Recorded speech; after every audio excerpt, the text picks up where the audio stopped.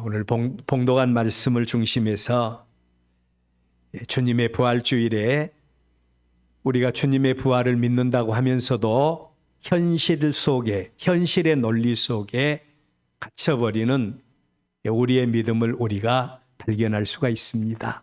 그래서 오늘 봉독한 말씀을 중심해서 현실의 논리 속에 갇혀버린 믿음에 대해서 오늘 하나님의 말씀을 드리려고 합니다. 우리 예수님께서 세상의 권력자들과 유대의 종교 지도자들에 의해서 십자가에 못 박아 죽으셨습니다. 사람들에게 있어서 죽음은 어떤 것입니까? 이제 사람이 죽었다 그러면 이제 끝나버렸다. 이제 그 사람은 역사 속에, 과거 속에 잠들어 버렸다. 죽음은 소멸이고 끝이고 단절이고 절망이라고 말합니다. 이게 바로 세상이 말하는 죽음이죠. 그래서 죽음 앞에 선 사람들에게 더 이상의 어떤 희망도, 더 이상의 어떤 소망도, 기대도 가질 수가 없는 것입니다. 그런데 예수님께서 사람들에 의해서 그 죽음을 당하셨다는 겁니다. 그 죽음을 당하셨어요. 그렇다면 우리 예수님에게 죽음은 어떤 것입니까? 예수님에게 죽음은 어떤 것인가? 예수님에게 죽음은 단지 잠자는 것과 같다라고 말합니다. 요한복음 11장 11절로 13절 제가 봉독을 해드립니다. 이 말씀을 하신 후에 또 이르시되 우리 친구 나사로가 잠들었도다. 우리 친구 나사로, 예수님이 사랑하시고 예수님의 사랑받는 나사로가 잠들었다. 그러니까 제자들이 오해를 했습니다. 잠들었으면 이제 괜찮겠습니다. 이런 말을 하게 된 겁니다. 자, 그러나 우리 예수님께서 계속해서 말씀하시기를 내가 깨우러 가노라. 제자들이 이르되 주여 잠들었으면 낫겠나이다 하더라. 예수는 그의 죽음을 가리켜 말씀하신 것이나 그들은 잠들어 쉬는 것을 가리켜 말씀하시는 것으로 생각했다라고 말씀을 하고 있습니다. 자, 여러분, 우리 예수님에게 있어서 죽음은 이렇게 잠자는 것이다. 죽음에 대한 이러한 개념을 가지신 예수님께서 말로만 그렇게 말씀하신 게 아니었습니다. 실제로 제자들이 보는 앞에서 우리 예수님은 죽은 지 나흘이나 되어서 썩어서 냄새나는 나사로를 무덤 속에서 다시 살려내시는 이런 역사를 보여주셨어요. 그것뿐만 아니라 공생의 사역 속에서 예수님은 죽은 회당장의 딸 야이로를 우리 예수님이 살려주십니다. 나인성 과부의 아들을 살려주시는 역사도 우리 예수님은 그의 제자들에게 보여주었어요. 여러분, 우리는 죽음이라고 하면 그것으로 끝나버린다. 이제 영원히 소멸돼 버린다. 그 사람은 과거의 사람이 되어버렸어. 라고 이렇게 말을 하지만 그러나 우리 예수님에게 있어서 죽음은 끝이 아니라는 사실을 분명히 말씀을 하십니다. 자, 여러분, 예수님께서 이렇게 그의 제자들에게 죽음에 대해서 말로만 잠자는 것이 아니라 죽음 가운데 있던 사람들을 깨워주시는 예수님의 역사를 보게 됩니다. 예수님의 제자들이 누굽니까? 예수님의 역사를 가장 가까운 거리에서 보고 예수님의 역사를 가장 가까운 거리에서 체험했던 자들이 예수님의 제자들이지요. 그런데 그러한 제자들 앞에서 예수님이 십자가에 못 박아 죽으신 겁니다. 십자가에 못 박아 죽으셨어요. 이러한 죽음에 대해서 우리 예수님의 제자들은 어떻게 반응을 했습니까? 평소에 그들은 예수님을 통해서 죽음은 잠자는 것이다. 죽음으로 끝나는 게 아니야. 죽음은 또 다른 시작이야. 우리 예수님께서 이렇게 가르쳐 주셨는데 예수님이 십자가에 못 박아 죽으시자 예수님의 제자들은 어떻게 반응을 했습니까? 참고로 믿음은 언약의 말씀, 하나님의 언약하신 말씀에 대해서 어떻게 반응하는가가 우리의 믿음인 것입니다. 주여 믿습니다. 믿습니다. 아무리 말한다 할지라도 언약의 말씀에 대해서 알지 못하면 그 믿음은 허공 중에 떠 있는 믿음인 거예요. 우리의 믿음은 하나님의 언약의 말씀을 붙잡고 그 언약의 말씀에 대해서 확실하게 반응하는 것이 믿음이라는 겁니다. 마태복음 16장 21절, 이때로부터 예수 그리스도께서 자기가 예루살렘에 올라가 장로들과 대제사장들과 서기관들에게 많은 고난을 받고 죽임을 당할 것이다. 이것으로 끝나버리는 것이 아니라 제3일에 살아나야 할 것을 제자들에게 비로소 나타내시니, 우리 예수님은 그와 동고동락한 제자들에게 죽음에 대해서와 자신의 앞날에 대해서 분명하게 예언하고 부활에 대한 교훈의 말씀을 주셨어요. 이 정도 되면 예수님의 제자들도 죽음에 대한 분명한 지식을 가질 수가 있을 것입니다. 그런데 예수님의 죽음과 예수님의 부활에 대한 제자들의 견해는 어떤 것이었는가?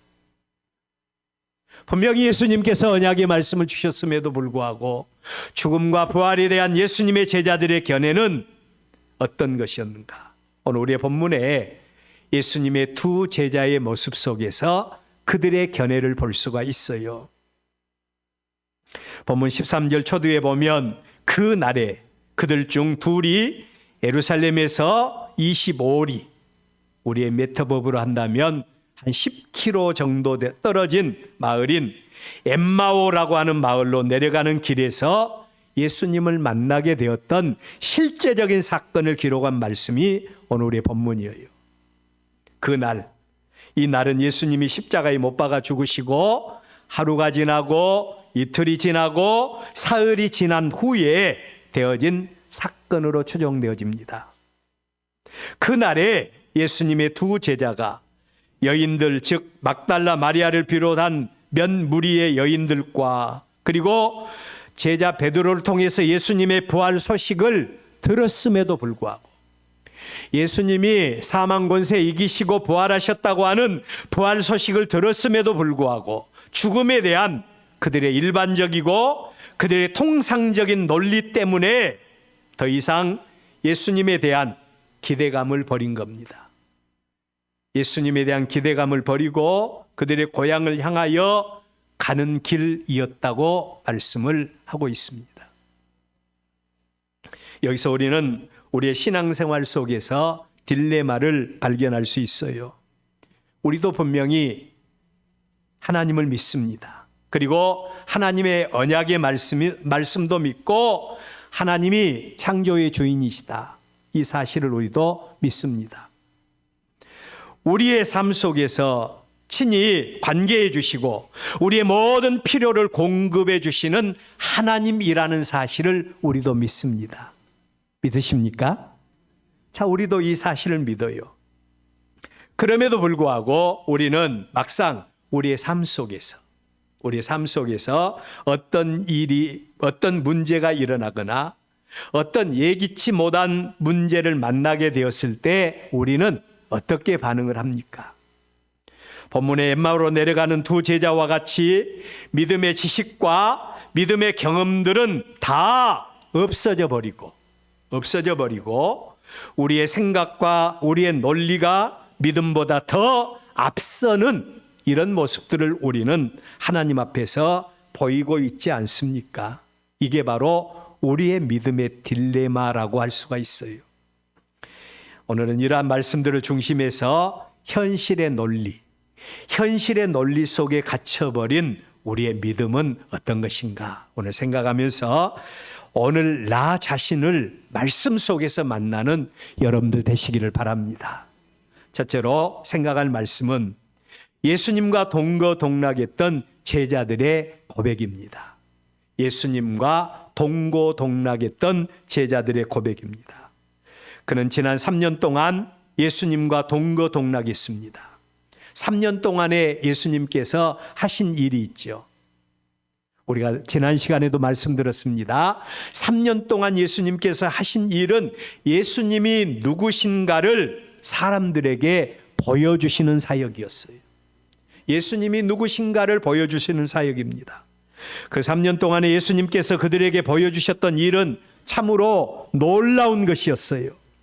요한복음 2장에서 시작된 물이 포도주가 되게 하는 역사로부터 시작해서 천형의 병이라고 하는 문둥병자를 고쳐주시는 역사를 예수님께서 직접 사람들 앞에 나타내 보이십니다.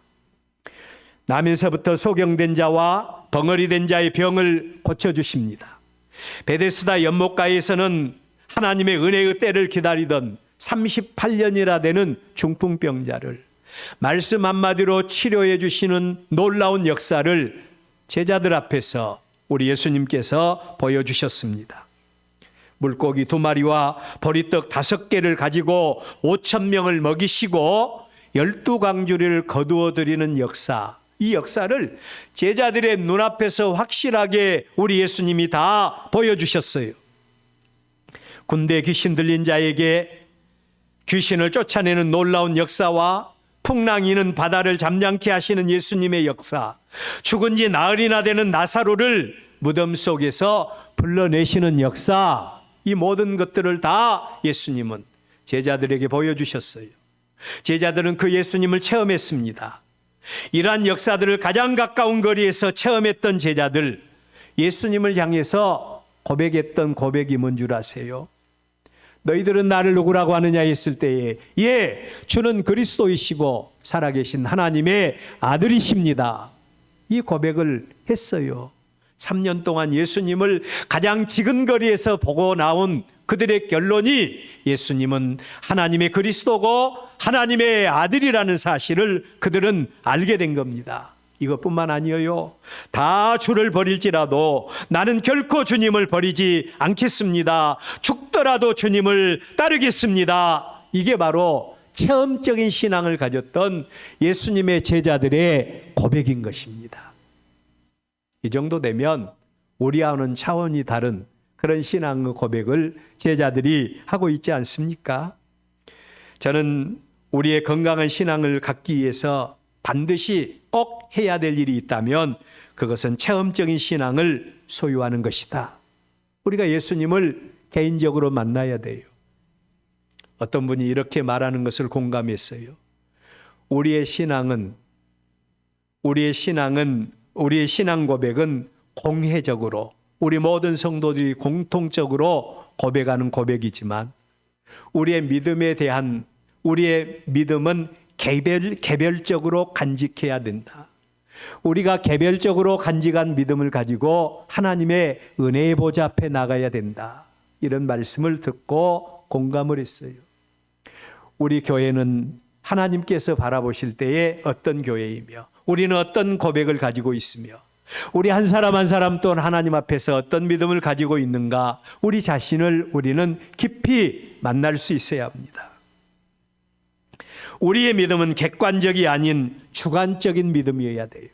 남들이 그렇다고 하니까 나도 그런가 보다 하고 믿는 믿음 아닌 것입니다. 누가 믿으라고 해서 믿는 믿음이나 누구 때문에 믿는 믿음은 하나님과 나와의 사이에 하나님을 만나는데 장애 요소만 될 수 있을 뿐이에요. 그것 때문에 우리의 믿음이 어느 날 갑자기 무너질 수 있어요. 어떤 분이 이런 이야기를 했어요. 하나님도 좋고 예수님도 좋고 다 좋은데, 믿음도 좋은데 교회 때문에, 교회 안에 무슨 직분자 때문에 교회에 나가지 않겠다 그러면서 교회를 스스로 떠나는 사람들이 있었다고 그러고 있다고 그럽니다. 자, 여러분, 누구 때문에 믿는 신앙, 무엇 때문에 믿는 신앙, 언제 우리는 우리의 믿음이 무너질지 알 수가 없는 것입니다. 그런데 여러분, 또 하나 중요한 것은 체험적인 믿음. 체험적인 믿음, 보고 믿는 믿음도 결정적인 순간에 무너질 수가 있다는 겁니다. 체험적인 믿음. 그리고 또 우리가 보고 믿는 믿음도 결정적인 순간에 무너질 수가 있다는 거예요. 사람들에게 있어서 이런 믿음, 우리의 본문에서 예수님의 두 제자의 모습이 바로 그 모습입니다. 그들은 예수님을 가장 지근거리에서, 가장 가까운 거리에서 바라보고 따랐던 자들이죠. 예수님께서 행하시는 능력을 체험했습니다. 예수님이 어떤 분이신가도 잘 알았습니다. 그래서 그들은 고백하기를 주는 그리스도요, 하나님의 기름 부음을 받은 자요, 살아계신 하나님의 아들이라고 고백했고, 그를 통해서 나타날 하나님의 놀라운 구원 역사를 바라보면서 호산나, 다윗의 자손 예수여. 이 호산나라고 하는 말은 우리를 구원해 달라고 하는 간절한 외침입니다. 다윗의 자손이여, 우리를 구원해 달라고 간절히 외치는 그 모습을 우리는 예수님의 제자들을 통해서, 예수님을 체험한 무리들을 통해서 발견할 수가 있습니다. 그런데 문제는 그 예수님이 대제사장과 유대인의 종교 지도자들에 의해서, 로마 당국자들에 의해서 십자가에 못 박아서 죽었다는 겁니다. 예수님이 죽으셨어요. 사람들에게 있어서 죽음은 말씀드린 대로 절망이라고 했죠. 죽음 앞에서는 어떤 이론도, 죽음 앞에서는 어떤 논리도 존재할 수가 없는 겁니다. 무슨 말을 해도 그 사람 죽었지 않냐? 죽음은 우리에게 어떤 논리도 통하지 않습니다. 여러분은 죽음 앞에서 어떤 소망을 갖습니까? 죽음 앞에서 우리의 모든 논리도 다 무너질 수밖에 없는 겁니다. 그런데 그러한 죽음의 의미가 우리 예수님에게는 달랐다는 것입니다. 죽음의 의미가 달랐어요. 죽음이 사람들에게는 영원한 절망이라면 예수님에게는 단지 잠자는 것에 불과하다는 것입니다. 여기서 우리가 착각하지 말아야 될 것이 있어요. 여러분, 죽음이 잠자는 것과 같다, 이 표현은 우리의 언어적인 한계적인 표현입니다. 그런데 그래서 자칫 예수님의 죽음에 대해서 오해하는 사람들이 있어요. 예수님이 십자가에 못 박아 죽으셨다, 이 말에 대해서 사람들은 예수님이 십자가에서 기절하셨다, 기절설을 이야기하는 사람들도 있고, 또 예수님이 단지 잠자는 것에 불과했다, 그렇게 말하는 사람들도 있는데 그게 아닙니다. 예수님의 죽음은 영원한 절망과 낙담이 아닌 죽음 이후에 있을 영원한 부활의 소망이 있다는 사실을 우리에게 보여주는 겁니다. 여기서 우리가 또 하나 기억할 말씀은 우리가 죽어야 부활도 이루어질 수 있다는 겁니다. 죽어야 부활도 이루어질 수 있다. 이러한 의미에서 우리의 믿음도 마찬가지예요. 누구든지 나를 따르려거든 자기 십자가를 지고 자기가 죽어야 그 안에서 하나님의 은혜와 하나님의 구원과 하나님의 생명의 역사가 이루어진다는 겁니다. 자, 여러분, 내가 죽는다라고 하는 말은 나를 포기한다는 거예요. 하나님의 말씀 앞에서 나를 포기하고, 하나님의 말씀 앞에서 나의 모든 형편과 처지를 포기하고, 내가 날마다 순간마다 죽는 삶을 통해서 하나님의 은혜의 보좌 앞에 나올 때에 나머지 모든 일들은 다 하나님이 책임져 주신다는 말씀이에요. 자, 여러분, 그래서 우리 예수님께서도 누구든지 나를 따르려거든 자기 십자가를 지고 나를 따르는 자, 이들에게 우리 예수님의 제자가 되는 권세를 주시겠다고 말씀을 하십니다. 그런데 우리의 믿음은 대부분 어떤 결정적인 순간에 머물러 버립니다. 내가 죽어야 할 순간에 머물러 버려요. 핑곗거리가 얼마나 많습니까? 3년 동안 예수님을 따르던 제자들의 믿음의 수준은 분명히 부활과 영원한 생명을 믿는 믿음의 수준이었습니다. 그 은혜에 동참하기 위해서 우리가 죽는 자리도 생명까지도 내놓을 수 있겠다고 고백하는 모습을 바라볼 수가 있는 겁니다. 그런데 두 번째로 생각한 말씀은 그 죽음이, 그 믿음이 죽음이라고 하는 현실 속에서 어떻게 반응을 했느냐가 중요해요. 분명히 예수님에 대해서 확실한 신앙 고백을 했음에도 그 죽음이 현실 앞에서 어떻게 반응했는가? 오늘 우리 본문 14절에서 우리는 예수님의 두 제자를 통해서 안타까운 한 사건을 접할 수가 있죠. 그들은 나사렛 예수 그리스도로 인해서 지난 3년 동안 꿈 같은 시간을 보냈던 자들이 예수님의 제자들이에요. 그분을 통해서 인생의 문제를 해결받았습니다. 여러분은 예수님 만난 다음에 어떤 인생의 문제를 해결받았어요? 적어도 인생의 문제를 해결받았습니다.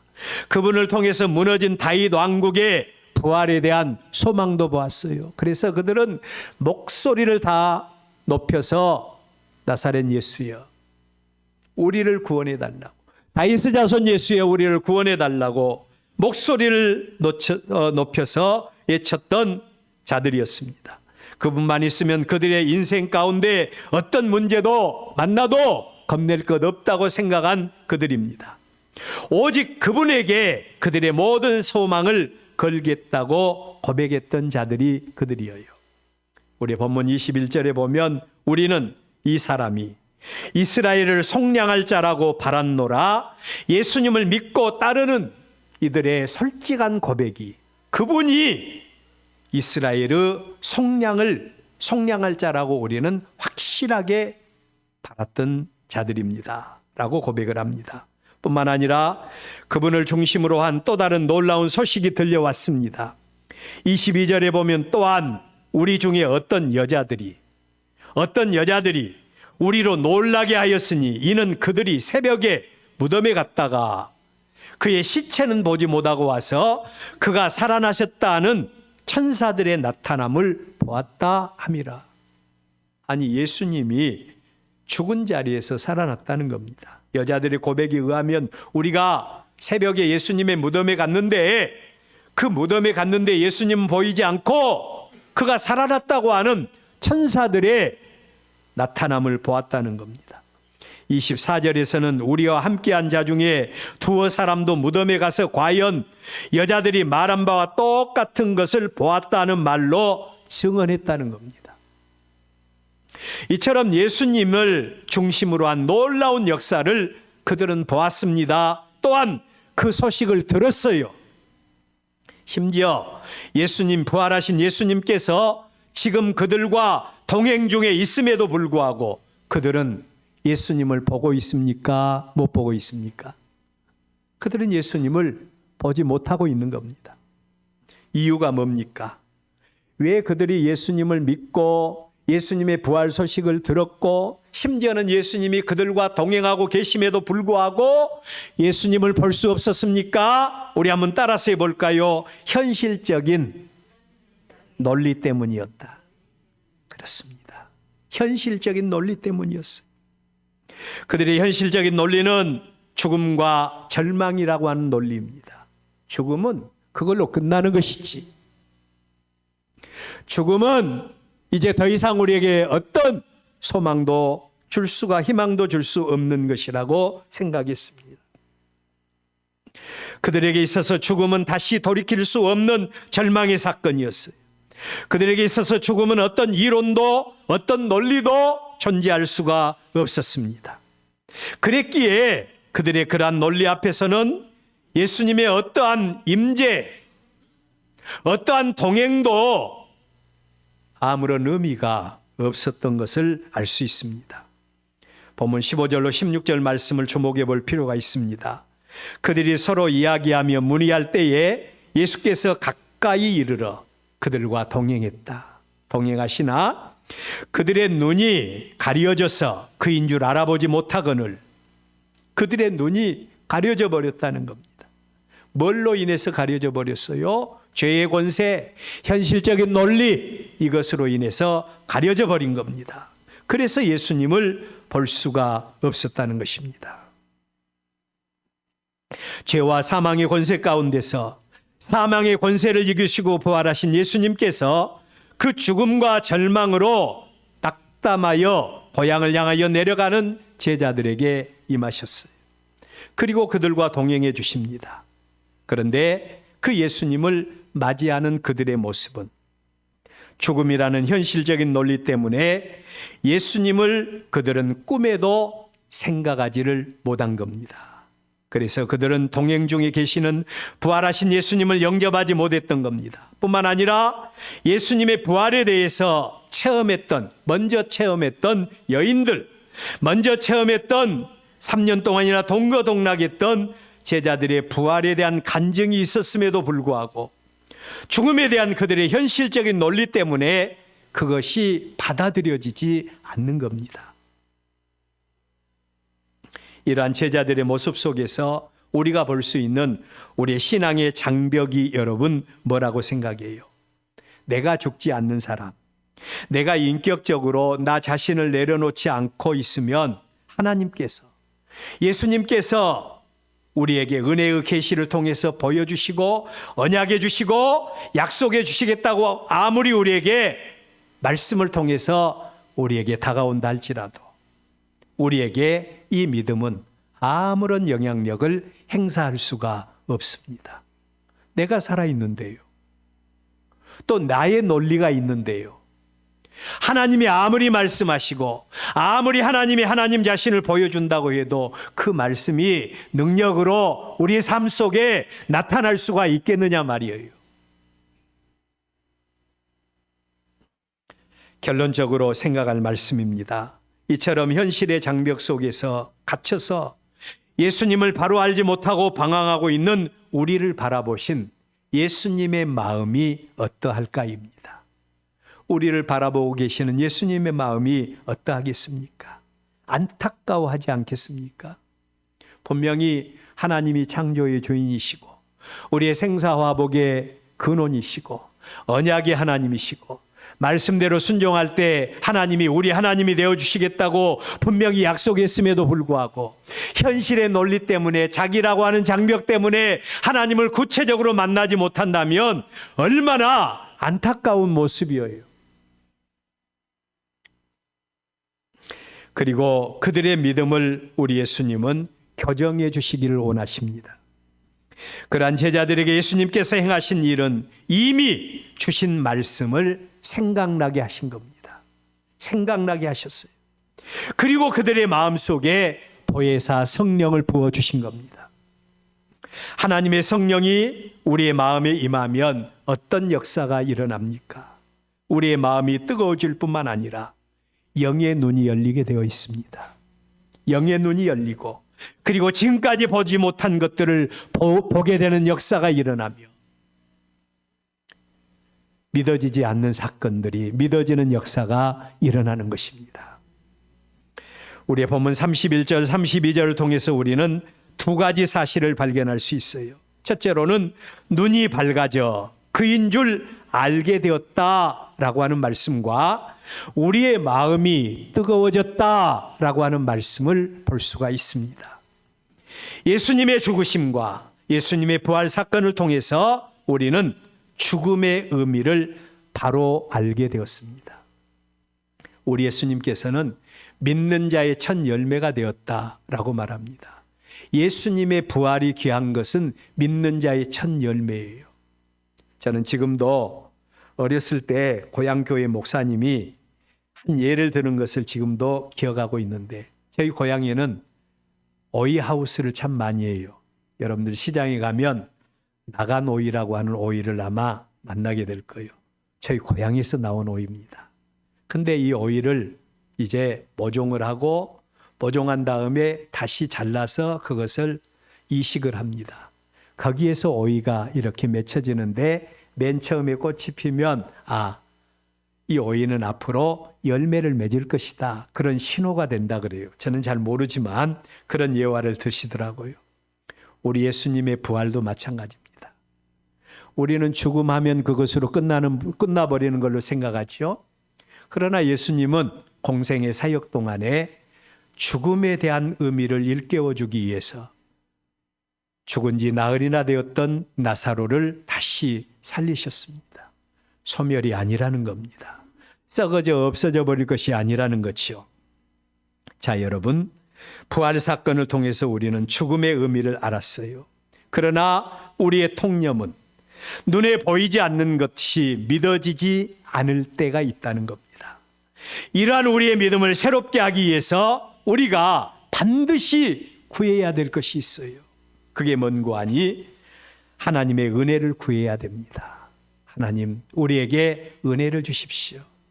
하나님의 은혜가 우리 가운데 임하여서 영의 눈이 열려서 하나님을 보게 하시고 하나님의 역사를 체험할 수 있는 은혜를 주시고 언약의 말씀이 실상을 통해서 우리에게 임하게 하소서. 은혜가 임해야 이 사실이 믿어집니다. 두 번째로는 보혜사 성령으로 충만함을 덧입기 위해서 기도해야 합니다. 그래서 주님 앞에 서는 그날에 미련하고 선지자들이 말한 것을 마음에 더디 믿는 자들이라고 책망받는 우리가 아니라 착하고 충성된 종이라고 하나님 앞에서 칭찬받는 저와 여러분의 모습들이 될 수 있기를 바랍니다. 이 부활주일에 다른 건 다 잊어버려도 좋은데 꼭 기억할 말씀은